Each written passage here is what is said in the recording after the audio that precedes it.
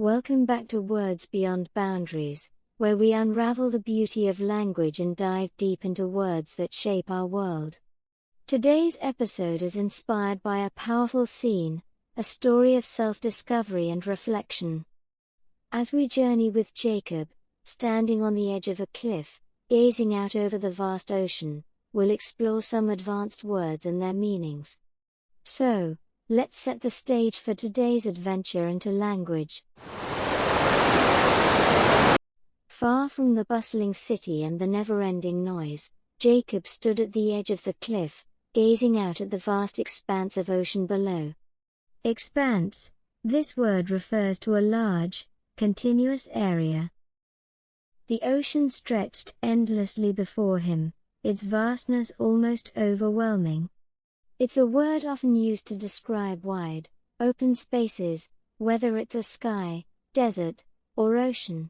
The waves crashed violently against the jagged rocks. Jagged, a word that paints a picture of something rough, uneven, and sharp-edged. Think of the cliffs or rocks that nature hasn't smoothed out, leaving behind irregular, dangerous edges. Jagged surfaces often evoke a sense of untamed, raw power.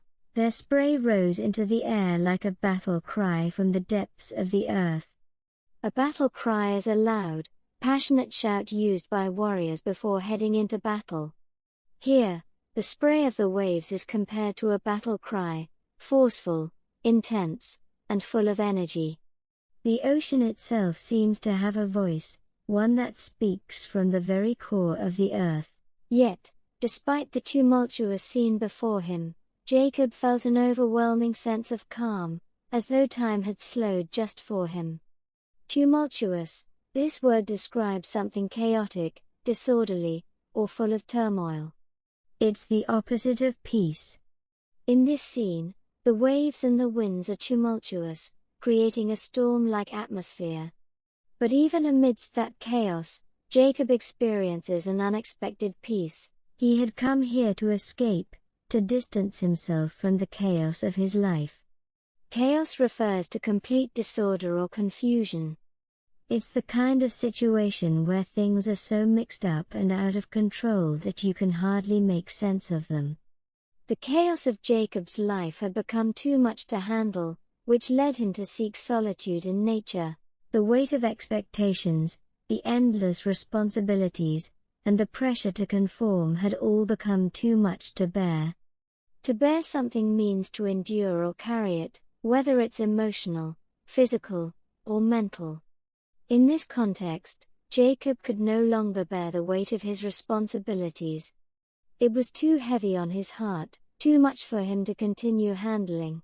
This place, with its raw, untamed beauty, was the only thing that seemed to make sense anymore. Raw, when something is raw, it is in its natural, unrefined state. It hasn't been altered or shaped by human hands. And untamed refers to something wild and uncontrolled by human influence. In this case, the beauty of nature is pure and unspoiled. He closed his eyes, letting the wind tug at his hair and the salt air fill his lungs. The saltiness of the air, coming from the ocean, symbolizes freshness and nature's untouched power. As he breathes it in, it represents a feeling of being alive, deeply connected to the world around him. There was a story in every wave, a narrative woven into the fabric of the ocean itself. Narrative, a word meaning a story or account of events. It refers to a structured telling of something that has happened. Here, the waves seem to tell their own stories, each one different but connected, as if the ocean has its own endless history. Jacob felt as though he could lose himself in it, become one with the rhythm of the tides. Rhythm, this refers to a pattern or flow of movement, sound, or events. The ocean has a natural rhythm, as the tides come and go in a repeating cycle. It's as though Jacob could align himself with that pattern, finding peace in the flow of nature. But then, as he opened his eyes, something caught his attention, a faint, flickering light far on the horizon. Faint. This word describes something that is weak, barely noticeable, or dim. The light Jacob sees is faint, as though it's just barely there, a small indication of something distant and uncertain.